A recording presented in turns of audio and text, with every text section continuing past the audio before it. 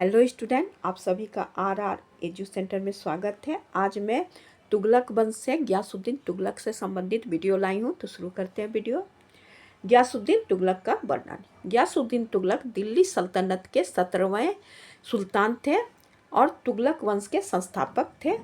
इन्होंने 1320 से 1325 ईस्वी तक शासन किए थे। इन्हें भारतीय मूल का माना जाता है क्योंकि इनके पिता तुर्की थे और इनकी जो माता थी यह पंजाब की एक स्थानीय हिंदू जाट महिला थी जो मिश्रित तुर्क जाट का प्रतिनिधित्व करती थी। वे भारत में ही बस गए थे। इनके पूर्वज भी जो थे दिल्ली सल्तनत में ही कार्यरत थे, इसलिए गयासुद्दीन तुगलक को भारतीय मूल का माना जाता है। इन्होंने तुगलकाबाद नामक एक शहर का भी स्थापना किए थे। सुल्तान बनने से पहले वह कुतुबुद्दीन मुबारक खिलजी के शासनकाल में उत्तर पश्चिम सीमांत प्रांत के शक्तिशाली गवर्नर थे। इनके समय में 29 बार मंगोल का आक्रमण हुआ था जिसे इन्होंने विफल किए थे। गयासुद्दीन तुगलक ने खिलजी वंश के अंतिम शासक खुसरो मलिक के मृत्यु के बाद 1320 ईस्वी में दिल्ली सल्तनत के शासक बने थे। तुगलक वंश की बने और तुगलक वंश का स्थापना किए थे। इन्होंने अमरोहा की लड़ाई में मंगोलों के पराजित किए थे। जब गयासुद्दीन मुल्तान से दिल्ली चले गए तो सुमरो कबीलों के लोगों ने विद्रोह कर दिया और ठट्ठा पे कब्जा कर लिए। तुगलक ने ताजुद्दीन मलिक को मुल्तान का गवर्नर और ख्वाजा मलिक को भक्कर का गवर्नर नियुक्त किए थे। इसके अलावा इन्होंने सेहवा का कार्यभार मलिक अली शेर के हाथों में दिए थे। 1321 में गयासुद्दीन तुगलक ने वारंगल पर आक्रमण किए, किंतु वहां के काकतीय राजा प्रताप रुद्र देव से वे पराजित हुए। 1323 ईस्वी में द्वितीय अभियान के अंतर्गत गयासुद्दीन तुगलक ने अपने पुत्र जौना खान को काकतीय आक्रमण के लिए भेजे, जिसमें जौना खान सफल रहे और काकतीय शासक को पराजित किए। बरनी के अनुसार अलाउद्दीन खिलजी ने अपने शासन स्थापित करने के लिए जहां रक्तपात और अत्याचार की नीति अपनाए, वहीं गयासुद्दीन तुगलक ने 4 वर्षों में ही बिना किसी कठोरता नीति अपनाए ही यह कार्य संभव किए थे। अपनी सत्ता स्थापित करने के बाद गयासुद्दीन तुगलक ने अमीरों और जनता को प्रोत्साहित किए। शुद्ध रूप से तुर्की मूल के होने के कारण इस कार्य में उसे कोई विशेष कठिनाई नहीं हुई। गयासुद्दीन ने कृषि को प्रोत्साहन देने के लिए किसानों के हितों की ओर ध्यान दिए।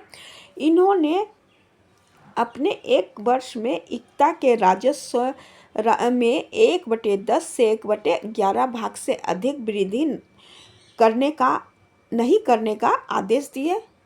सिंचाई के लिए इन्होंने नहर खुदवाई और बाग बनवाए।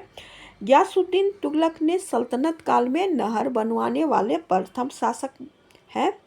इन्हें इस काल में डाक व्यवस्था को सुदृढ़ करने का भी श्रेय दिया गया है। बर्नी ने डाक व्यवस्था का विस्तृत वर्णन किया है। शारीरिक यातना द्वारा राजकीय ऋण वसूली को भी गयासुद्दीन तुगलक ने प्रतिबंध किया था। गयासुद्दीन ने कट्टर मुस्लिम सुन्नी थे। इस्लाम धर्म में उनकी गहरी आस्था थी। उनके सिद्धांत का वह सावधानीपूर्वक पालन करते थे।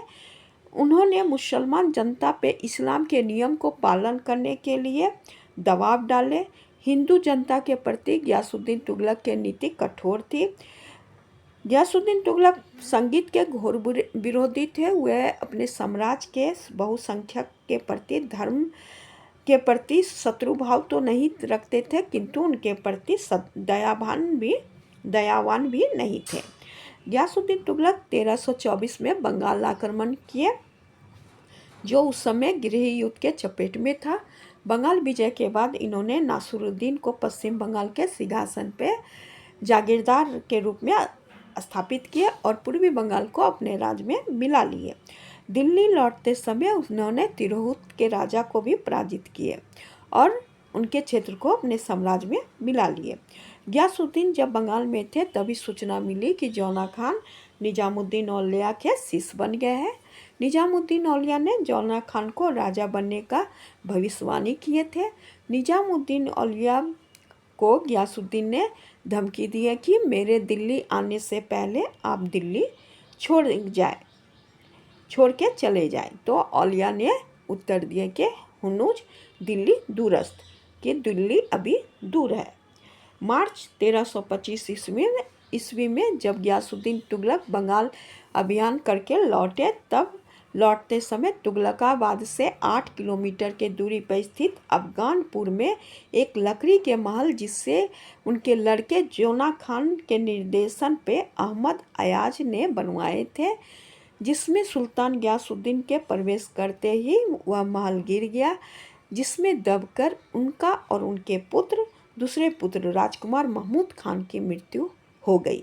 इब्न बतूता ने दावा किया है कि उनके पुत्र जौना खान द्वारा रची गई यह साजिश थी, जिसमें गयासुद्दीन तुगलक की उन्होंने इस साजिश के दौरान हत्या की है। गयासुद्दीन तुगलक का मकबरा तुगलकाबाद में स्थित है। आज का मेरा वीडियो यहीं तक था। Thank you.